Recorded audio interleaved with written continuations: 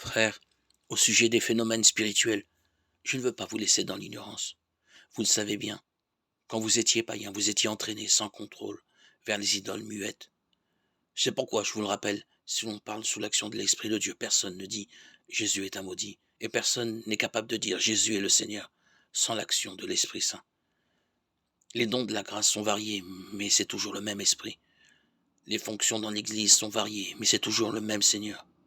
Les activités sont variées, mais c'est toujours le même Dieu qui agit en tous.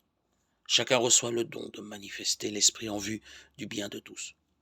À celui-ci est donné grâce à l'Esprit le langage de la sagesse de Dieu. À un autre, toujours par l'Esprit, le langage de la connaissance de Dieu. Un autre reçoit dans l'Esprit le don de la foi. Un autre encore, des pouvoirs de guérison dans l'unique Esprit. Un autre peut faire des miracles, un autre est un prophète, un autre sait reconnaître ce qui vient vraiment de l'Esprit. L'un reçoit le don de dire toutes sortes de paroles mystérieuses, l'autre le don de les interpréter. Mais celui qui agit en tout cela, c'est le même et unique Esprit. Il distribue ses dons à chacun, selon sa volonté. 1 Corinthiens 12, 1, 11.